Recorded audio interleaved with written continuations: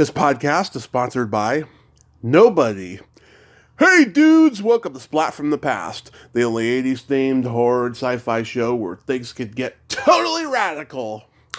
Now today I will be welcoming back my good friend Laurie Jacobson. She will be promoting her new book. It's called Top of the Mountain, which is a book about the Beatles playing Shea Stadium back in 1965. I've known about this book for a while. She told me that she was writing it, and it's going to be out soon, or I think it is out. I don't know. I'm going to find out, and it's going to be a great talk. Laurie's one of my good friends and a great supporter of the show. She's gotten me some guests over the years, and I just adore her dearly. And it looks like that is true. Tony Dow did pass away. Yesterday I said he did during the intro, and then during the outro, just before I recorded, I found out that he may have been still alive and there was misinformation. But it's been confirmed, indefinite, that Tony Dow has passed, and my heart goes out to his family. I'm sad I never got to meet him or interview him. And Laurie and her husband, John Provost, were good friends of his. So rest in peace, Tony Dow. So yeah, here is my new interview with Laurie Jacobson.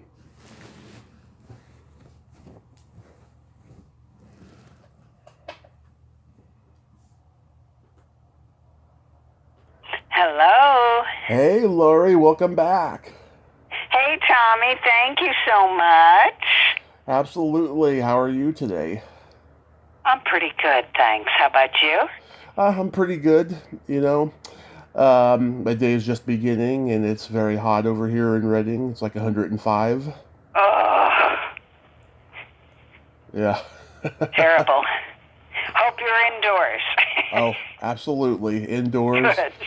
Good. Our electricity bill is high, but it's well worth it at this point. Yeah, you got to. Yeah. I see that you and John have been doing a lot of traveling. How's it been?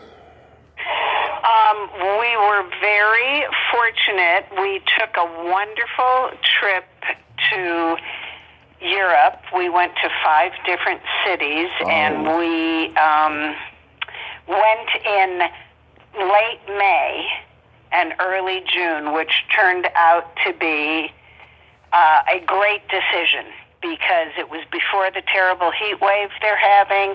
Yeah. It was before the flight cancellations they're having, and it was before the big tourist influx of June. So the weather was delightful, no crowds, no flight cancellations, and we had a spectacular trip. Oh, that's wonderful. That's wonderful. I'm so happy for you guys. Thank you. Yeah, it was really, we figure, gotta go now. It's not going to get any easier 2 years from now, Yeah. So as age comes upon us, the sooner the better when you're going to be doing so much walking and sightseeing and stuff. So it was perfect. Yeah. Getting old sucks, though. It does.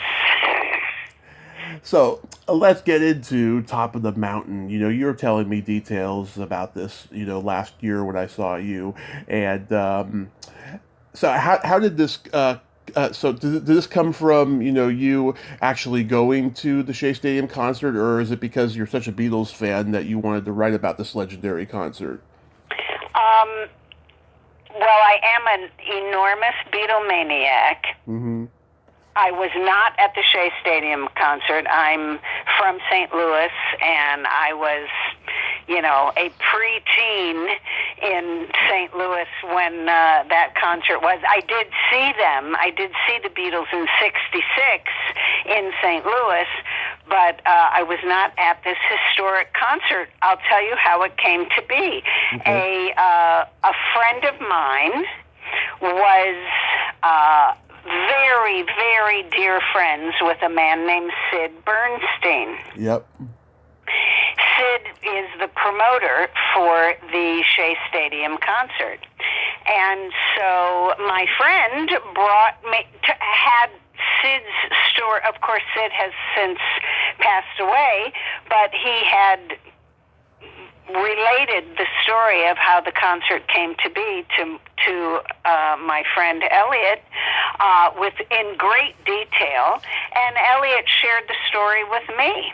So now here I have this amazing story of how this concert came to be, which I will tell you momentarily, because it could never happen that way again, ever again. This is a once-in-a-lifetime coming together, and the concert changed everything about concert going and many other things. Yeah. The concert had a major effect on society and pop culture as a whole.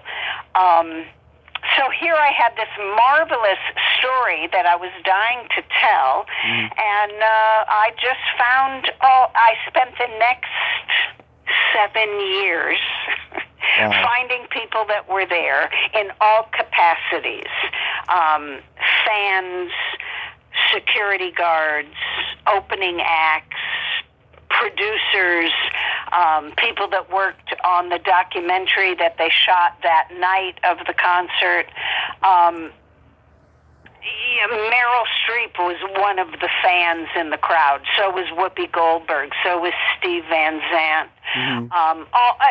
Two future Beatle wives were in the audience. It was just an amazing night. So, here's how the concert changed everything. First of all, it is the very first rock and roll concert ever to be held in a baseball stadium. Nobody thought it could be done, and most of all, Brian Epstein, the Beatles manager, he did not. Up until that point, the Beatles had played to maybe 10,000 people, maybe that much, but he preferred smaller theaters where he could have 2 shows a day and a line around the block, because that looked good. That's what Brian thought a successful concert was. He said, my boys do not play to empty seats, because then all the naysayers about the Beatles who think that they are a passing fad will grab onto that and say, see what we told you, you couldn't sell it out. And we're right, the Beatles won't last. So he was not going to have any of that. Sid promised him that he would pay Brian $10 for every empty seat in the stadium. Now, when you consider that the tickets were only $4 and $5, $10 for every empty seat was a goodly sum, and that is what made Brian say yes. Wow. So that was the start of the show. The concert itself, never had there been that large of a crowd before, 56,000 people. Nobody could see them because it's the days before the big diamond screens. Nobody could hear them because the sound was terrible, and technology was not prepared. They woke up the next morning and said, this is the future, and we're not ready for it. And they got ready in a big hurry, because 4 years later there was Woodstock. Yeah. So, it changed everything technologically. They knew they had to get on board. Madison Avenue woke up the next morning and said, holy crap, 56,000 young people that came to see this rock group, and we're only selling them pimple cream. There's a whole load more stuff we can offer to this new generation. 56,000 kids took a look at each other. Never before had such a crowd gathered for a rock show. Not for Sinatra, not for Elvis. It was the largest salary anyone had ever made in show business history. It was the largest crowd ever gathered in show business history to that date. I mean, it was just incredible. And when all of those kids, you have to think, all there was long distance at that time. Yeah. And three networks. So you're sitting alone at home or with 3 or 4 friends playing your Beatle records. You don't realize millions of other kids around the world are listening to it too, much less be in a crowd with that many thousands of people. So they realized, whoa, we're a powerful movement here. And it was a very empowering moment. Yes. For young people. So it really had an enormous impact. Yeah, it's funny. A couple of weeks ago, I talked to Debbie Gendler, who was in the audience of the Ed Sullivan Show, and we both agreed they pretty much also, did the first televised concert, because they were scheduled for like 1 or 2 songs on the Ed Sullivan Show. It turned into 6. I can't think of anybody else before them who did 6 songs on national TV before. It ended up becoming the first televised concert without even knowing it, Yes. Yeah. So here's the wonderful story of how the concert came to be.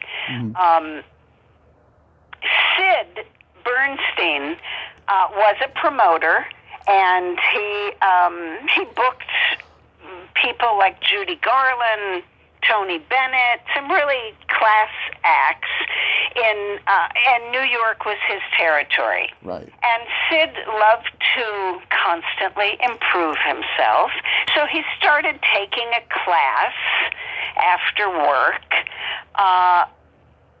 and the instructor asked the students to get papers from around the world and find out what was going on around the world. Well, Sid only spoke and read English, so that limited him to the British newspapers.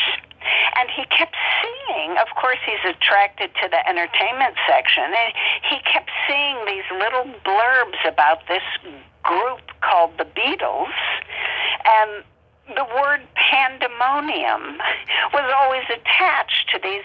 The Beatles play Hamburg and pandemonium breaks out. The Beatles play Manchester and pandemonium and he's like, what? Who are the Beatles? And he sees it over and over. He calls the people in the British end of the agency that he works for, and they had never heard of them, and they thought it was silly and didn't listen to what he was saying. And so Sid thought, well, I'm not going to let this get away from me. So he figures out how to call Brian Epstein, and literally Brian's mother answered the phone, and he was like, can Brian come to the phone? One moment. It was like, can Brian come out to play? Yeah, let me get him. And Sid was the very first person from America to show any interest. And Brian had been sending out their records to American labels trying to garner interest in the Beatles and couldn't get anybody to respond. So finally, someone from America called, and he was delighted. Sid said, I want to book your guys into Carnegie Hall, where no rock group had ever played. Mm-hmm. And Brian was delighted, and he said, nobody will come because I can't get any airplay for them. America doesn't know who my boys are. And Sid said, well, let's book it out 6 months in advance, and by then I promise you I'll get them airplay. Well, Sid books them for February, 2 nights at Carnegie Hall, and Ed Sullivan and his wife happened to be traveling through London, and they're in Heathrow Airport on a day when the Beatles are returning home from a concert. And they see these screaming crowds of girls What's going on? The Beatles are here. Who are the Beatles? Ed Sullivan finds out that Sid Bernstein is bringing them to New York. And he calls Sid and says, do you mind if I put him on my show before they play Carnegie Hall? You know, like they were booked at Carnegie Hall on Wednesday. He said, I'd love to have him on that Sunday. And Sid thought, well, that's great. That guarantees me I'll have a sellout. So sure, Ed, you can have them on your show. Well, I'll arrange it. And of course, that appearance that you just referred to launched them in America. And Ed gets all the credit for discovering them. And Sid was a very modest man, and he really did not mind that Ed got the credit. He was just happy his Carnegie Hall shows sold out. So now, so Sid then becomes the conduit for the British invasion. Then all the groups start calling Sid Bernstein. The Rolling Stones want to come to America. The Herman's Hermits want to come to America. The Dave Clark Five wants to come. The Animals want to come. So Sid is booking a television show, a new show called Hullabaloo. He starts booking all these shows, all these groups on the show. He even booked Brian Epstein on the show because people were interested in him. And Brian signed many of these other bands, Jerry and the Pacemakers, Sounds Inc., lots of groups. So Brian's big, all his groups are doing well, and Sid brings the Animals over and books them for 5 nights at a theater in New York. The first night, it's a sellout. The second night, it's a sellout. The third night, fourth night, fifth night, take a dump. And, Sid said, my mistake is the Animals were not the Beatles. I should have only booked them for 2 nights. I booked them for 5. He lost his shirt. His wife had just had a baby and was pregnant with another baby. She is saying, what have you done? You've lost all our money. I'm going home to my mother. You better figure out something fast or we're done. And Sid is beyond upset. He just can't believe this has happened, and he's got to come up with something quick to get himself out of this situation. So, who's the biggest group in the world? The Beatles. And, fortunately, I have a great relationship with them. What's the biggest venue in New York that I could possibly book them in? Brand spanking new, shiny Shea Stadium. Brian will love it. So he starts the wheels rolling and talks Brian into it, as I said, with that deal of $10 for every empty seat. And Sid totally believed that the Beatles would sell it out. There wasn't a doubt in his mind. So Brian says, I want a $100,000 guarantee. This is in the fall of 1964, and that was an enormous sum. Yeah. You may as well have been asking for $1 million. Yeah. But Sid says, no problem. I'll sell the tickets in advance. I'll give you the money. And Brian said, oh, well, I have one condition. You can't advertise the concert until you give me 50% of the guarantee. And Sid said, how am I going to come up with $50,000 if I can't advertise the concert? Yeah. And Brian said, well, I didn't say you couldn't talk about it. And that was the end of the conversation. So Sid, now with his head in his hands, what have I gotten myself into? What does he mean? I can talk about it. So every day he goes to Washington Square Park in New York. And the kids, they knew Sid was the promoter of all the rock groups, so they flocked to him. He was sort of the Piper of rock groups in New York. So the kids all run over to him when they see him. What's going on, Mr. Bernstein? What's next? And he says, well, I'm bringing the Beatles to Shea Stadium in August. Well, they're screaming. One girl fainted. How much are the tickets? How can we get them? So he said, okay, just a minute. He goes, rents a P.O. box immediately, comes back and says, here's my address. Tickets are, I think I'll have to look it up, $350, $450, and $550. And here's where you send the money. Every day he went to Washington Square Park, and he started telling teenagers where to send their money. After 3 weeks, with his wife barely speaking to him, he gets up the courage to go to the P.O. box to see if he has any orders. And when he asks for the mail for his box number, they come out from the back room. We have to get a look at this guy. And he said, what's going on? And they begin dragging bags of mail out to him. Mm-hmm. And when he got it home and he and his wife started opening envelopes, there was yen. Yeah. there was money from behind the Iron Curtain. From all over the world, people were ordering tickets for Shea Stadium.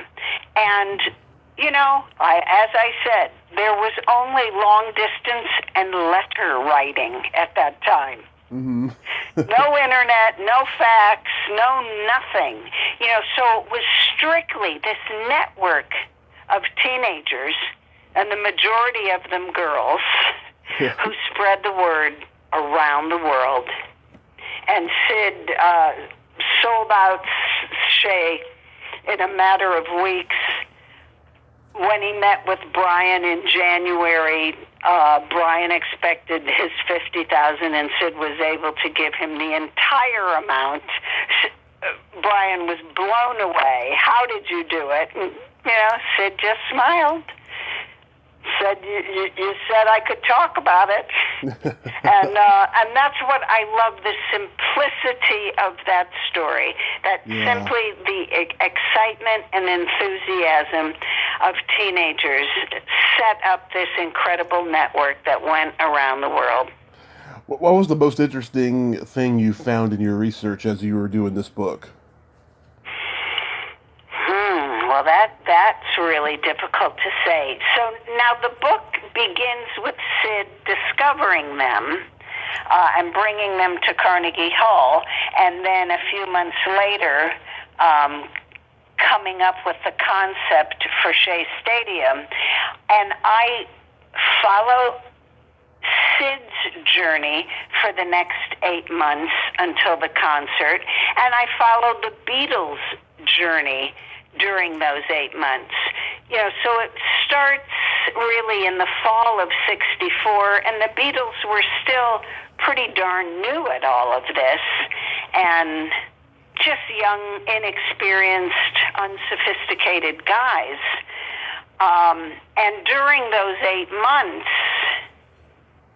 all hell breaks loose in their lives. George and John get dosed with LSD at a party. George had never even heard of LSD. That's how early it was. And that changed them radically. One thing I loved finding out was that after that incident, George considered John his nearest and dearest friend for the rest of his life, which wasn't apparent. When you saw them playing, you didn't, it's always Lennon and McCartney, but it was really Harrison and Lennon. They adored each other, and as a matter of fact, they felt like they could not relate to the other two Beatles after that until they did Acid. So after the Shea Stadium concert, while they're still on that tour, Shea was the first stop on a 2-week tour. When they hit L.A., John and George said to Paul and Ringo, we want you to drop Acid with us here in L.A. And Ringo was totally up for it, but not Paul. Paul didn't want to do it. He ended up doing it later, but when they asked him to, he did not want to do it. And so the rift begins, right? Right. I guess one of my answers to that question would be that as early as 65, I could see that the Beatles were going to split up. You know, here was the rift already with Paul. John was being forced to do a bunch of things as a Beatle that he did not want to do. Like he did not want to accept that MBE from the Queen, where they went and got their medals. He thought that was completely hypocritical for him. Yeah. But Brian Epstein insisted that they do it. And even at the Shea Stadium concert, they wore these military-styled jackets. And John didn't want to wear it. He was completely against the military. But, John, you have to wear the jacket because the other three boys are wearing the jacket. So John loved playing music with the other three mates, but he hated being a Beatle. And so the rift grows wider, you know. And so I could see, oh my God, the inevitability of the group splitting up. Just before Shea, they were shooting the movie Help. And in one of the scenes in Help, they had a band playing Indian music in a restaurant scene. And George hears the sitar for the first time in his life. Wow. What is that? What is that incredible music? And boom, and that sets George off on his journey to the East, and the Maharishi, and Ravi Shankar, and and he has suddenly another path to follow. And Ringo has the lead, basically, in Help. John is sort of pissed off. Hard Day's Night, it's all four of them. Help, it's Ringo. And John said, I feel like an extra in my own movie. But then the acting door opens for Ringo. He is stuck behind the drums and behind the other three guys. Now he's suddenly out front, and he's enjoying it. So you can see the development of how they are going to go their separate ways as early as 1965. So that was really interesting. God, that is interesting, I'll tell you. I mean, it seems like, you look at, the success of, 63 through, the beginning of 65, and, things pretty much stayed the same. And then 65 was just a turning point year where you started seeing all this craziness that they were enduring the next 4 years.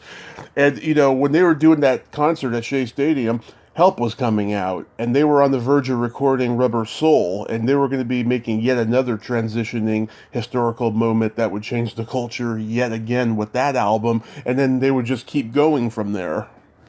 Yes, absolutely. And though, and the technical stuff they were doing on those later albums was not stuff you could really play live. Yeah. You know, they wanted to be in the studio, and everything that pulled them out of the studio, John resented terribly. You know, clearly Paul loved touring. He's still touring. Yeah. You know, he was the showman of the group. He loved being out in front of people, and the other three had different paths they wanted to explore. Yeah. So, you know, so as I said, the separation started as early as then, which was so surprising to me. Okay, and now another really interesting thing that I loved discovering. The Beatles did 2 Christmas shows, and that was like a 6-week period of doing shows 2 times every night.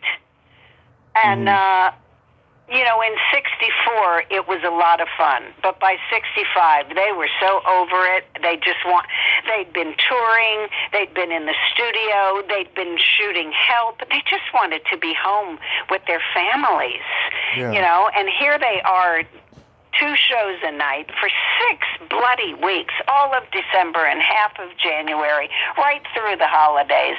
I mean, they went to Brian after that and said, don't ever book us on anything like this again. It's just too much. But one of the, you know, and Brian, of course, is booking other acts that he handled as opening acts, and one of the women that appeared on the bill with them was named Alma Kogan. Mm-hmm.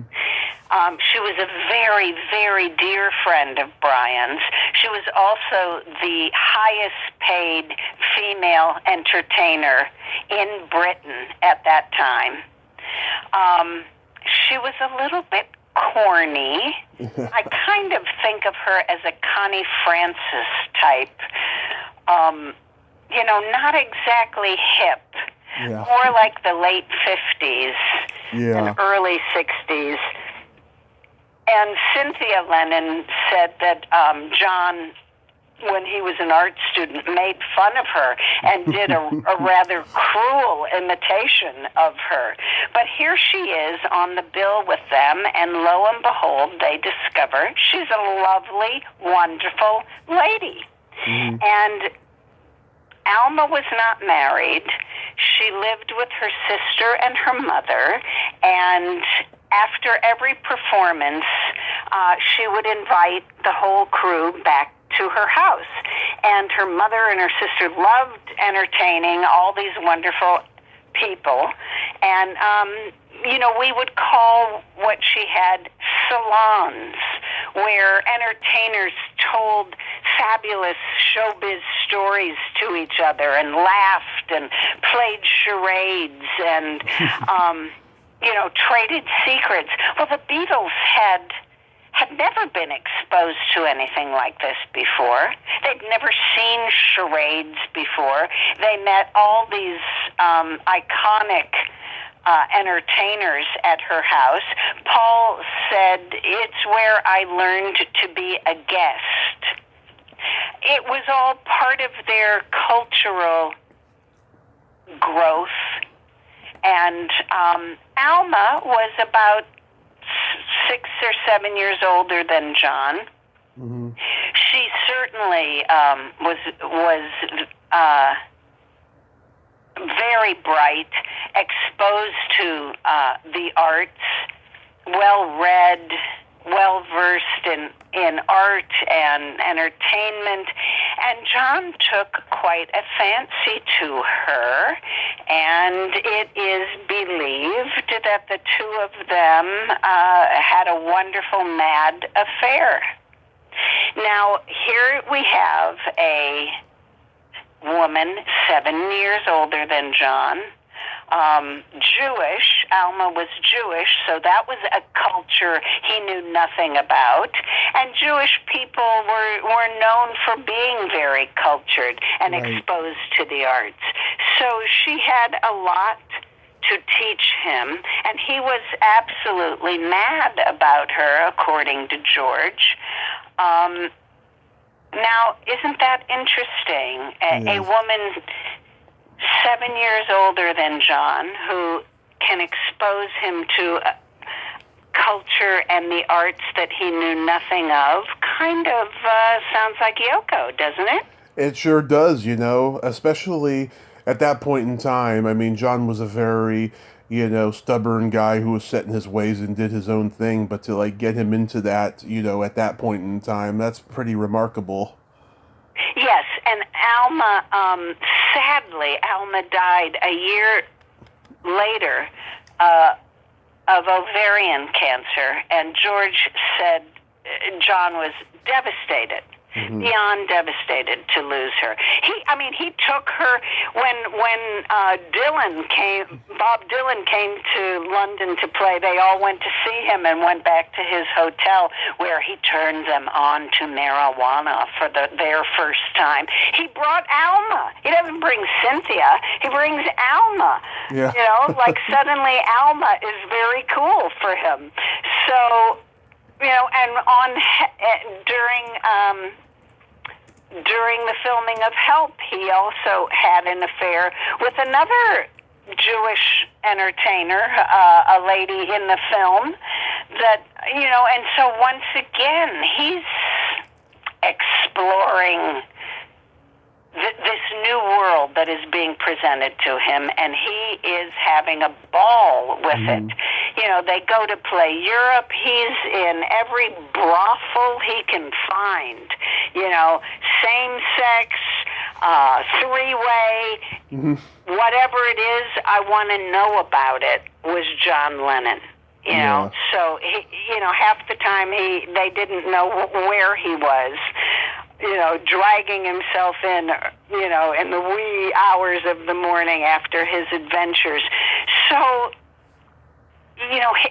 I loved that. I really didn't know John was so open to the world, and I loved finding out about these older Jewish women, especially since I'm a Jewish woman. Yeah. Oh my God, that is awesome. So, what's your favorite Beatles album? Ooh, gosh, how could you ask me that? I have no idea. Each one took me to a different place, and the fun of this book for me was, I love the Beatles. They influenced every aspect of my life back in the day. They got me through the best times of my life and the worst times of my life. They touched my soul, but I had lost the wonderful enthusiasm that I had as a teenager. I had forgotten about when a Beatle album came out. You were at the store that day. You were buying it. You took it home. You played it over and over again. And this was before marijuana. There was no marijuana smoke hanging over Shea Stadium either. Yeah. It was pure, unadulterated love and enthusiasm for these wonderful new people that opened up an avenue in our lives and changed us forever. And I had really sort of lost touch with, I'll hear a Beatles song, oh, I love that song, this is my favorite song, but I had lost touch with the emotion that went behind it. And these people that I spoke to that were at Shea, they have never lost that feeling. And so they reunited me with my Beatlemania, and that was a real gift that I got from working on this book. Wow. Yeah, I mean, mine is Rubber Soul. I think it's just magnificent, combining the folk rock and the pop. It's so great. I also love Revolver, Sgt. Pepper's. A lot of people criticize the White Album, but I think there's a lot of great stuff on there. I mean, there's a lot of crap. Yeah. There's a lot of crap on there too, but a lot of great stuff as well. I really, really love Abbey Road. I like the first side of Abbey Road, and then when Paul's production shit comes up, I turn it off. It's not my cup of tea. But I will tell you this, though. There's an actress I'm friends with. She did this low-budget horror movie in 1972, and I wanted to get someone else from the movie on here for the 50th anniversary this year. And she tried to put me in touch with this one actress that was in it with her, that she was in touch with for a while. Turns out she was the inspiration behind She Came In Through the Bathroom Door. Or the bathroom window. I'm sorry. When she came in through the bathroom window. Yes. Her name is Susie Landis. Ah. And she came in through the bathroom window? Yeah. Yeah. She was, one of those girls, who, tried to get into Paul's house or something like that. And she changed her name. I can't remember what her name is now, but yeah, I wasn't able to get in touch with her. But I thought that was an interesting anecdote. Oh yeah, that's so fun. And two of the people that I interviewed, speaking of sneaking in, two of the people that I interviewed sneaked into Shea Stadium. Mm-hmm. One was this lovely guy named Mark Weinstein, and Mark was from Baltimore, and when the Beatles played Baltimore in '64, he managed to get to the edge of the stage and took some amazing photos of the Beatles there. Yeah. He was determined to do the same thing at Shea Stadium. So now, at this point, Mark is 17. He put on his lucky bar mitzvah suit, and if you know anything about bar mitzvahs, you're 13 when that happens. Right. You can just imagine what the suit looked like on him at the age of 17. Short, tight, funny looking. He had a pretty nice camera, and he laminated a business card from his local radio station.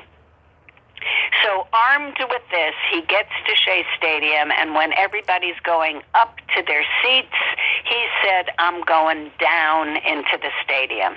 He found an unlocked door, which is crazy because Brian Epstein was so worried about security. And they have hundreds of police officers and karate experts in case they made it past the police officers. Cops on horseback outside, and this guy finds an unlocked door and works his way into the bowels of Shea Stadium, and he's trying to get out on the field. He's trying every door he passes, and this one's locked. One is open. He opens it, and the room is full of New York City cops. Wow. So he realizes, if I shut this door, they're going to come running after me. So he, thinking quickly on his feet, he puts on a fake British accent, walks up to the first cop he sees, says he's a friend of George Harrison's, and he is supposed to take photos of the group tonight, but he got separated from his party, and could you please help me find my way out onto the field? Well, America didn't know anything about British people then. They see this guy in this crazy suit, and they think, oh yeah, he must be British. Look how he's dressed. So he goes, yeah, sure. So he takes Mark out onto the field, walks him right out there. He's standing between Brian Epstein and Ed Sullivan. And he takes about 70 photos from the edge of the stage, one of which is the cover of my book, and the other 69 are in my book. So that was an incredible score for me to get those photos and get permission to use them, as well as a lady who was in one of the opening acts Dawn Michaels, who immediately, by the way, hooked up with Paul on the tour and remained close to him for the next couple of years. Yeah.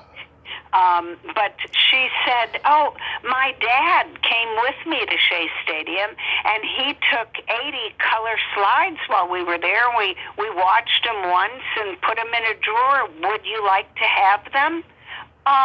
Yeah, I would love to have them. So I have all of her photos, or all of her dad's photos. You know, color, beautiful, the crowd, the stadium filling up, of course the Beatles, of course his daughter's opening act, crossing the field, Ed Sullivan, Sid Bernstein, Marvin Gaye was there. No one ever got a photo of Marvin Gaye at the concert. He was introduced on stage, but he did not sing. And Dawn was a dancer, and she had danced with Marvin Gaye, so her dad knew him and took his photo. He's holding a small movie camera, and I thought, oh gosh, where's that film? Yeah. How about your top 3 favorite Beatles songs? Here Comes the Sun. Oh, love it. Is my absolute favorite, and I never picked a second and third. I don't know. You're making me have to go do homework now in case I'm asked this again. Well, well, I'm glad at least I provoked that. But my 3 are Getting Better. I think that's a great counterbalance between John and Paul, the optimism and the pessimism. I love that song. Paperback Writer, and Cry Baby Cry. Ah, interesting. Yeah. In fact, I think on the Beatles anthology, they put the entire song of Paul's "Can You Take Me Back Home" that plays at the end of it. I think it's on YouTube. Yeah. I like those. I like those 3, but there are so many I like. You know, I mean, occasionally, you know, there'll be some duds on the albums and stuff because not every single one of them can be great. Even though my dad disagrees and thinks that they're all great, you know, there can occasionally be some I'm just not too fond of personally. But yeah, that's pretty much the ones. You know, I'm a huge Paul guy the most. Yeah, I'm a huge Paul girl as well. I find that my favorite Beatle changed over time. You know, first I was just all Paul.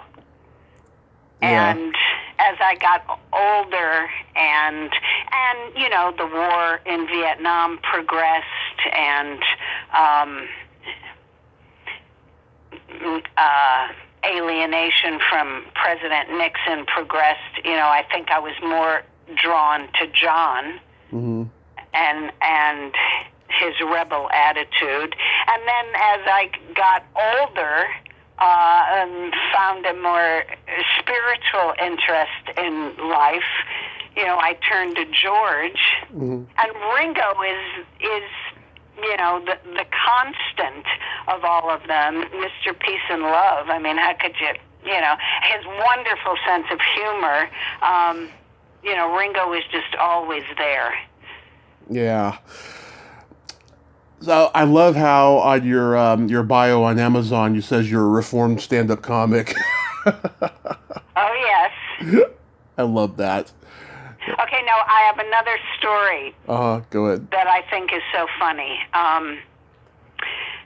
The lady that I mentioned a moment ago, Dawn, who was in the opening act, after Shea, they all go back to the hotel, the Warwick Hotel, where they were all staying, and she said it was just a madhouse. The Beatles were having a crazy party upstairs, and Paul and Ringo came down to her room. She was doubling up with another girl who was a dancer in her act. And they came down on the premise of wanting to borrow a hairdryer. You know, we're talking, it's like midnight, okay? Yeah. There's a raging party going on in the hallways of the Warwick and up in the Beatles suite, and they come down wanting to borrow a hairdryer. And Dawn was like, oh, yeah, right. You know, especially when, you know, we didn't have hair dryers like we have today, blow dryers. You know, they were those plastic caps you put on your head and a hose was attached to it. And, you know, and so it was nothing easy or portable. And Dawn's roommate said, no way. The boys came in, Ringo and Paul came in, they started jumping on the girls' beds, and Dawn already had her eye on Paul, so she was like, oh, this could be a fun night. Yeah. But the roommate was like, absolutely not, you have to leave here. So Dawn told me that story, we laughed about it. Now, I then find an interview with another woman, a Motown artist, who was on the bill of supporting acts, Brenda Holloway. Oh, yeah. And Brenda, in this interview, says she's on tour with the Beatles. She's 17. She cannot believe she's on tour with the Beatles. It's just heaven on earth. And one night on the tour, someone knocks at her door, and she thought, who's coming to see me? Everybody's coming to see the Beatles. Nobody's knocking on my door. Who is it? And she hears a voice. It's Ringo. Ringo? And she opens the door. Hi, what can I help you with? And he says, do you have a hairdryer I could borrow? And she said, she's 17 and naive as hell, and she said, of course, you can borrow my hairdryer, and she gives it to him. And she said, I would have given him, 2 hairdryers. And as she's giving this interview 45 years later, I'm thinking, to this day, she thinks that Ringo was there to borrow her hairdryer. And clearly that was his M.O., I'll ask for a hairdryer and she'll let me in and things will advance, Yeah. And I just thought how the other Beatles must have roared with laughter when he actually came back with her hairdryer and not with her. Yeah. So Dawn just screamed when she heard that story, the old hairdryer ploy. But it also shows the innocence of that whole time period. Oh, yeah. Today,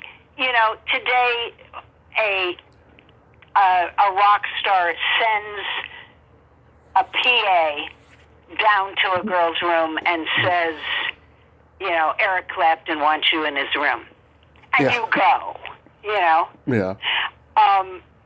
But for Ringo to actually go himself and have to make up something as innocent as needing to borrow, a nail file.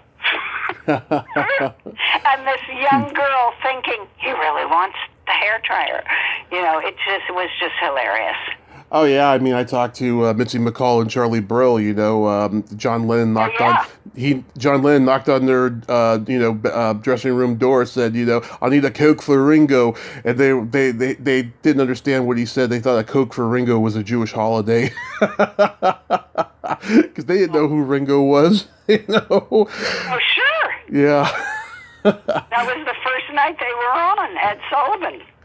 Yeah. Did you ever hear the story? They were in Canada, and there was a lot of anti-Semitism going on in those days, and they thought Ringo was Jewish, so they had to hire a cop to sit next to him during the concert. Can you just imagine that? I mean, that would be hilarious if there was footage or a picture of that, of Ringo playing, and there's a cop sitting next to him during the whole time. I'm sure he had like he probably had cotton in his ears because it was so loud.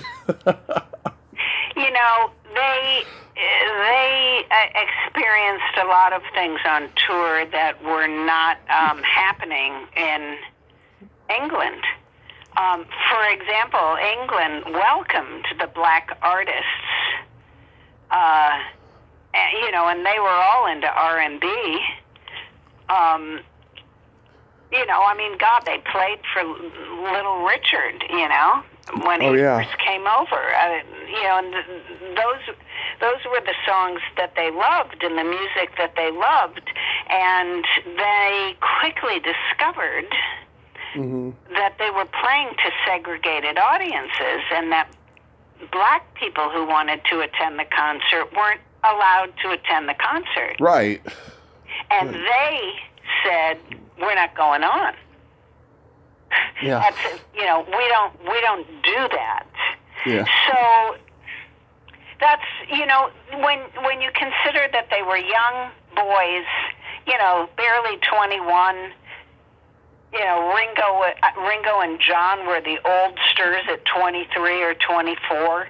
You know, these were pretty remarkable displays of character at that time. And they were, you know, there were also, I discovered and put in the book, there were death threats. They got death threats. Yeah. John had threats of Julian being kidnapped. There were some scary things going on for them, and they were actually very frightened to go out into Shea Stadium. You know, first of all, 56,000 people. They didn't know what to expect. Yeah. Bobby Vinton also was at Shea Stadium because he was managed by Alan Klein, who would later manage a portion of the Beatles. Paul, of course, not, but John, George, and Ringo, yes, agreed to Alan Klein, who turned out to be just a thief and a crook. And Paul was right, but the rift had begun and they weren't listening to Paul. But Alan Klein had just signed the Rolling Stones. So Alan Klein went to the concert hoping to influence the Beatles to leave Brian Epstein and come with him. And Bobby Vinton came also, and he and Mick were walking to the dressing rooms, but they were still upstairs, and male fans recognized Mick Jagger and started punching him. Wow. Wow. You know, and he ran, and Bobby Vinton said, I was running, and then I thought, wait a minute, they're not punching me. So he slowed down, and Mick had to, you know, run for his life. He got a lot of reaction like that. You know, so when he goes downstairs and tells the Beatles these fans tried to beat him up, they're like, whoa, you know, what's going to happen when we go out there? Yeah. And the biggest DJ in New York, Cousin Brucey, who was introducing them, who I also interviewed for the book, he assured them, they are not here to hurt you. They are here to breathe the same air that you are breathing. You will find nothing but love when you walk onto that field. And you can see it on the Beatles' faces when they walk out there, the roar of welcome, you know, and the look of wonder on their faces as they gaze up into the stands and see these thousands of people. And, you know, if you had to ask the Beatles the one concert they remember doing, it will be this one. Wow, yeah. And that's where the title of the book comes from. That's what John said about that night. I saw the top of the mountain on that glorious night. Oh, wow. Yeah, as I told you, before, my mom saw them at the Cow Palace in 1964, and she got to get their autographs backstage. And before, this was before selfies, right? So she just got that picture signed, and then my uncle accidentally threw it out, and she still doesn't forgive Oh, him. I hate to hear that. Yeah, yeah, but. Yeah, I mean, the Beatles, I mean, they're just immortal. They've become like Mozart, their music is just touched by everybody. All the generations know them now. Yeah, it's really amazing. And to have this resurgence, I mean, not that interest in them has ever gone away, but ever since the Peter Jackson documentary from last Thanksgiving, Uh-huh. People are just wild for the Beatles all over again. That Rick Rubin documentary put me to sleep within 20 minutes. I couldn't get past 20 minutes of it. I haven't seen that one yet. Yeah, I just got bored really quick. It was interesting to see him and Paul interact, and talk about stuff and see, great footage, but it didn't move along fast enough for me. So. Well, so there you have it. I have hundreds of photos in the book, and at least 200 that have never been seen before. I interviewed dozens and dozens of people, many of whom have never been interviewed about the Beatles before. One of them is Bob Precht, who was the producer of the Ed Sullivan Show and Ed's son-in-law, and he also produced the documentary with the Beatles at Shea that night. So, he just can't, he himself can't believe, he said, I didn't know it at the time, but I made history that night. Of all the things in all the world that I have produced and directed and touched, this one night, is what stands out in the world's mind. Mm-hmm. Yeah. So just recently, I celebrated my 5th anniversary of the podcast. Yay, congratulations. Hey, thank you. I did these short conversations and put it into 3 videos. It was like an 8-hour day of mixing all these conversations together, and it was fantastic. And I'm going to ask you something I asked everybody. What is it about me that keeps you coming back on here? The money. It's certainly not that, but... You have offered me the hand of friendship and your kindness and your support of my work. That's what keeps me coming back to you. Oh, I am so touched by that. Yes, I just love that. You're eternally youthful, Laurie. You're honest. You're no bullshit. You had a dream and then you fell into many blessings, which is what I feel like I've been doing. I wasn't good at stand-up. I wasn't good at acting. Here I am interviewing people I admire. I'm a damn good writer, and I hope that the world gets to see that someday. But, I just love everything about you, and you've just been so supportive.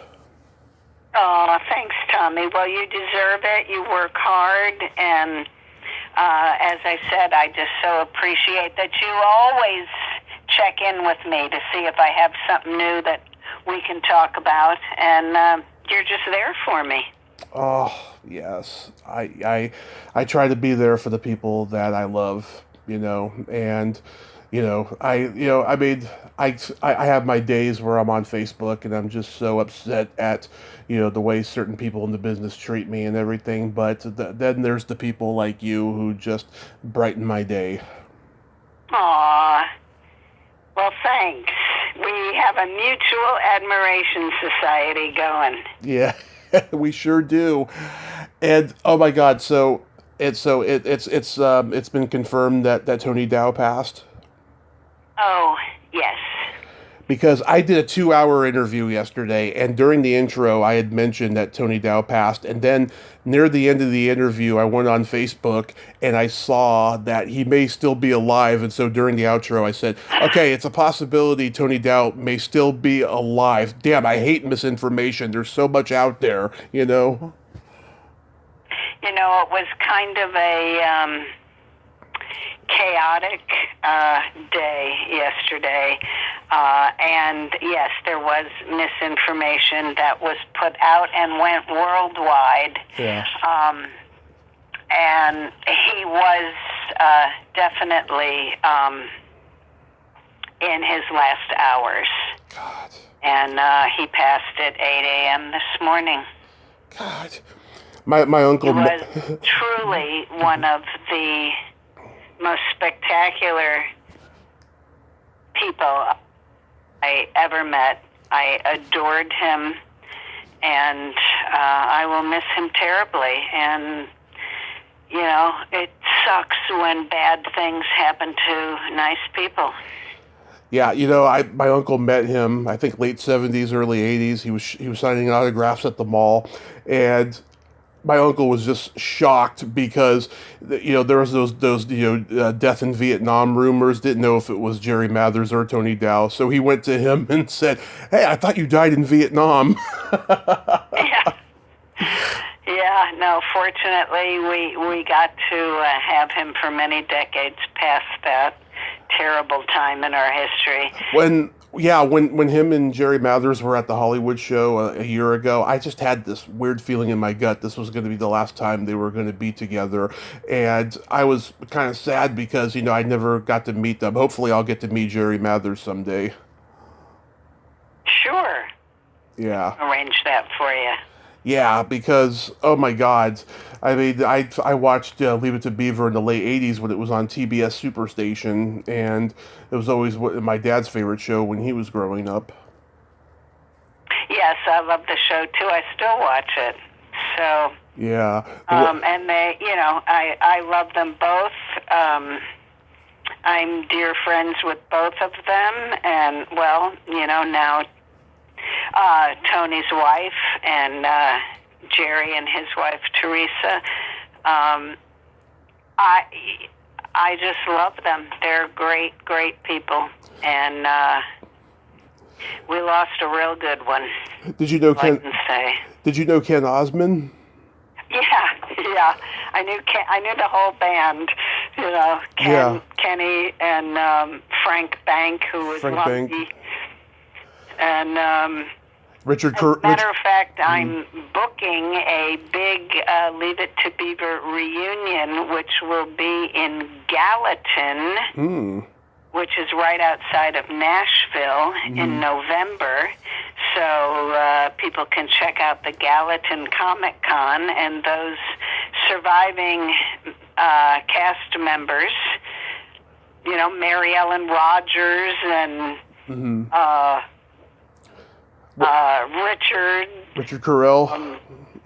Rich Carell, and you know, they'll be a fun group of people, and it's going to be a wonderful weekend with all of them. They, you know, many of the Tui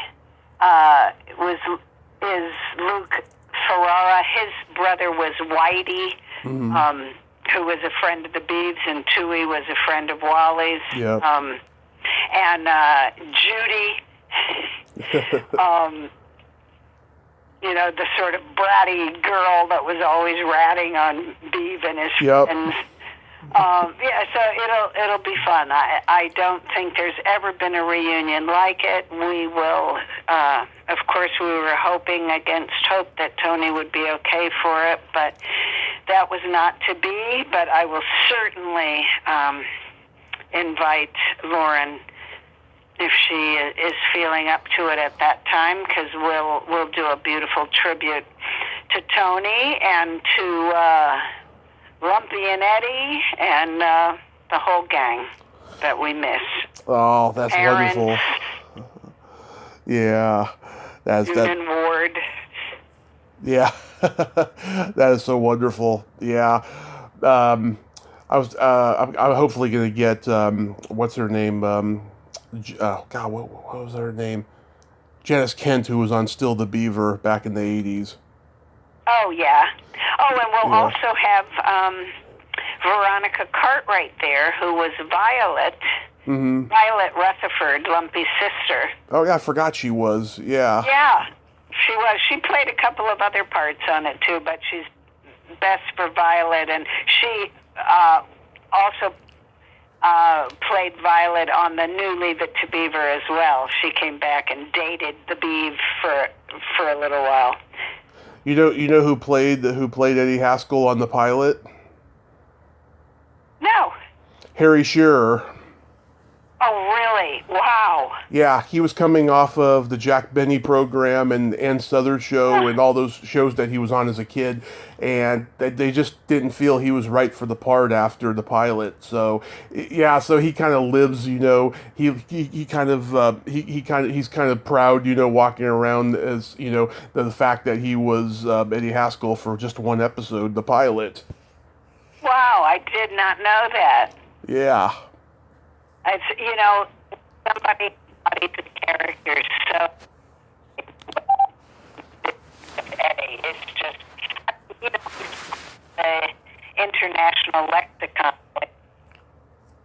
Can't stand that guy. He's really. Hey, Laurie, you're breaking up a little bit.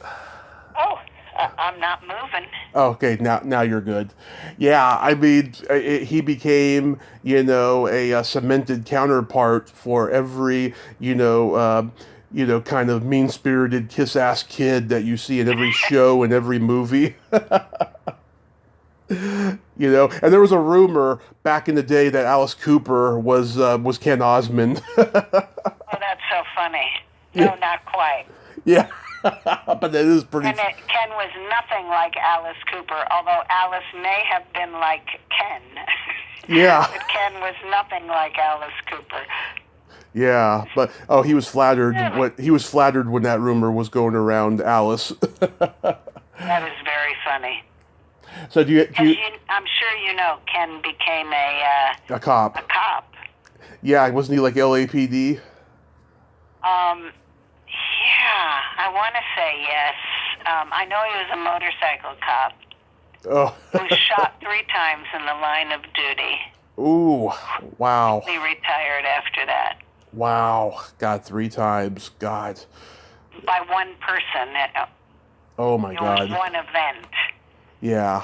Fortunately, he was wearing a vest, but he was down on the ground, having been, even though you're wearing a vest, it takes you down. Yeah. The bullet doesn't penetrate, but you're knocked for a loop, and he is laying on the ground, and the assailant is standing over him and fires a 3rd time, and below the vest, but Ken was wearing a belt buckle with a huge buckle on it, and it hit the buckle and saved his life. And at that point, Ken's partner caught up to him and stopped Ken from being killed, because the guy was ready to kill him. God, yeah, I mean, when you wear a bulletproof vest, I mean, you're not out of the woods. You're going to have, bad bruises, broken ribs in some cases, just a lot of debilitating injuries, even if the bullet doesn't penetrate. Yeah, he had scars, which he showed me. God. But, it was really, really something. Yeah, and his partner shot the guy. The guy survived and got out of prison and killed other people. And then, they caught him again. And he was a lifer at that point and sentenced to death. Of course, California changed their laws. Yeah. So that never happened. Ken said I have a front row seat for that one, but he that was something he never got to see. Wow. That was the end of his law enforcement career. That is amazing. Wow. So, really quickly, I played my secret silly game. We've never played this before. Okay. This is a series of silly slumber party questions, no win or lose, just pure fun. And how the game works is I ask you the question, you answer it, and then you ask me that exact same question, and I answer it. And feel free to comment on answers. Okay. I'll try it. Okay. Laurie, are you ticklish? I am a little bit ticklish. Tommy, are you ticklish? Oh, yes. If you tickle me without warning, I'll hit you in the groin. Thanks for the warning. Yeah. What's your favorite part of the body? It could be anything. Oh, gosh. I'm gonna say the smile. Oh, that's a popular Your one. favorite part, or does it have to be body? Yeah, I mean, it doesn't, it's just anything bodily. Yeah, so I get smile all the time, you know. My favorite part of the body, you probably already know this, the belly button. Oh, no, I don't know that. Why is that? When I was 6 years old, I had a girlfriend who had this adorable Audi, and she was kind of the girl that got away. We drifted apart after junior high, and like whenever I see a belly button, I think of her. That is so sweet. Yeah, I tried to get in touch with her years ago on MySpace, but she's fucked up on drugs now, and she's in a loveless marriage, and kids and the whole deal. Yeah, I didn't see any signs that she was ever going to end up this way, but it became clear in seventh grade. I wasn't there, but allegedly she tried to jump off of the school building or something. Oh no! Oh, that's sad. Yeah. It's really tragic, though. Hopefully someday I'll get closure, but at this point I don't think it'll ever happen. Okay. What color are your toenails painted? Red. They're always painted red. What color are your toenails painted? Right now they're not painted, but last time they were purple with sparkles, and that was when I saw you. Oh, wow. Yes. Sorry, I missed that one. Yeah. I was wearing my slip-on shoes that day. Too bad for me. Yeah. My granddaughter would love that, purple sparkles. Ooh, nice. What would you say is your best personality trait? My best personality trait is my sense of humor. I agree. Yes, you have a great sense of humor. Thank you. Mm-hmm. And you're What is your best personality trait? You're probably going to agree with this. I have empathy and I have no filter. I agree. Yeah. And then my favorite question, is there a stinky smell that just makes you gag? Oh, sure, there's plenty of those. But gosh, most of them are just too unpleasant to say. I'll just say barf, okay? Yeah. And what is your most unpleasant stinky smell? It's either farts or feet. Ah, the F's. Yeah. Someone told me that should be the name of my memoir, Farts and Feet. I like it. It has a ring to it. Yeah, I've been working on my memoir for the last year. I'm not going to call it that, but I'm definitely going to put that as a blurb on the back of the book. There you go. I'm glad to hear you're working on it. Yeah, I started doing it one way, and now I'm going to work on it another way, and it's going to be much better than it was halfway through. And yeah, we shall see and take it from there. And I have a couple of books in me. I want to write a whole book about my days of working in the bar business and hanging out there. That's a whole separate book. It can't be in this book. And then there's I want to do an erotica book where I talk about my past sexcapades and fantasies and just to have it be entertaining, Wow. for humor. Okay. Mark me down for a copy. Yeah. Oh, I know you can handle it, Laurie. I know you can. I think so. So, do you and John have any con appearances coming up? Yeah, we'll be at the Hollywood show in October, and I'll have Top of the Mountain with me there. I'm very excited that in about 3 weeks I will be at the Chicago Beetle Fest. Oh, they're having a Beetle Fest? Yeah, they haven't had it for 2 years Mm-hmm. because of COVID, of course. But this will be their 38th Beetle Fest in Chicago. And I hope to do the New York Beetle Fest in the spring as well. But, I've attended them, but I have never been a participant. I'll be doing a panel and world premiering Top of the Mountain there. Nice. Well, hopefully these will lead to having a Beatles Fest in California. I'd love to go to one. Yeah, they used to do it in L.A. Uh-huh. They no longer do. I think that's because L.A. is just so fickle, and there's so much to choose from. Oh, yeah, of course. I mean, there's so many different, conventions out there, and there's so many different options for just about anything entertainment out there. Yeah. So I'm thrilled, and meanwhile, if people want a signed copy of Top of the Mountain, Mm-hmm. they can private message me on Facebook, or they can go to my website, which is simply lauriejacobson.com. And the book otherwise is available on Amazon and any place that books are sold. So if you're a Beatle fan, you're gonna love this book. Yes, I'm going to get myself one, You're not going to be at Creatures Con, but I'm going to be there in a few weeks. Oh, super. I'm sending the lovely Beverly Washburn there. She's the only reason I'm going, to be honest with you, because, she's been on here 3 times, and she sent me a birthday card. It came 5 days before my actual birthday, so I got to go see her. She's awesome. And she probably worked more than any other kid star.